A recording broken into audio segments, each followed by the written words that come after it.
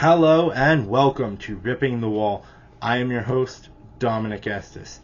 Today I will be discussing the penalty that NASCAR has handed down on the 10, 41, and 22 in the Cup Series. So on Saturday, NASCAR confiscated the roof rails of both the 10 and the 41. The penalties have come out. Everybody was kind of expecting a penalty, but they're not a single source part, so the penalty would be a little different from if a NASCAR team had modified a single source part. The penalty is a loss of 35 driver and owner points for both cars, really affecting Noah Gragson. He goes below everybody else. He is -6. Ryan Preece, he has 0 points for the year. So these two cars really needing to get some good finishes for the rest of the year in order to stay in the hunt for the NASCAR playoffs. According to Elton Sawyer, the senior vice president of competition with NASCAR, the roof rails did not meet the specified CAD or computer-aided design model. Per the NASCAR rulebook, the roof rails must be constructed of 0.05-inch thick aluminum installed perpendicular to the applicable spots, so they have to be installed on either side of the roof, and they cannot interfere with the roof flaps. Those things need to be able to go up and down.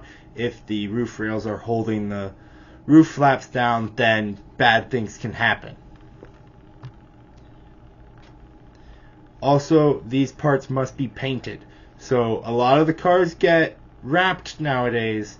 I'm guessing that these parts cannot be wrapped. They have to be painted because otherwise they might mess with the airflow over them. My thought is maybe they were wrapped and therefore they were a little bit too big for NASCAR's liking. Either way, something caught NASCAR's eyes. They didn't like it. They handed out these penalties. Would not be surprised to see NASCAR display these confiscated parts at Las Vegas this weekend. This has happened in the past when they've confiscated a part or disqualified somebody for something, and NASCAR started displaying those parts and pieces. And then you have Joey Logano. He was hit with a $10,000 fine for the unapproved adjustment to his gloves. The piece of webbing that went in between his pointer finger and his thumb, not approved by SFI. That's who supplies these safety gloves, and so for that, Joey Logano had to drop to the rear and serve the pass-through penalty. Now, currently, there's no rule about adding webbing in between a finger.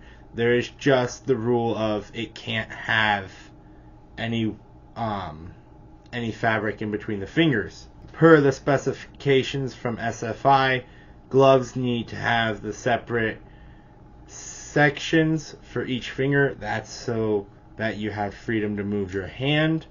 I'm sure that by the end of this week there will be a rule for adding webbing to the fingers. And I just want to point out, NASCAR has started a thing inside the race where they discuss calls, penalties, things like that. I have enjoyed that series so far. They're short, they're really informative. Perks to NASCAR for starting that, to let the people know what the heck is going on with decisions like this. And then something everybody apparently missed was that Jason Miller, the crew chief for the SS Greenlight number 14, has been suspended for 2 races following an altercation he had with Kyle Weatherman.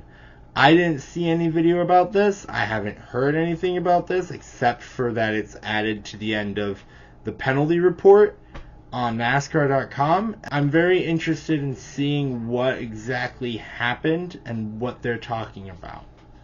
So that's the penalty report for this week. Feel free to like and subscribe. Let me know what you think in the comments below. And this has been Ripping the Wall. I'm Dominic Estes. See you next time.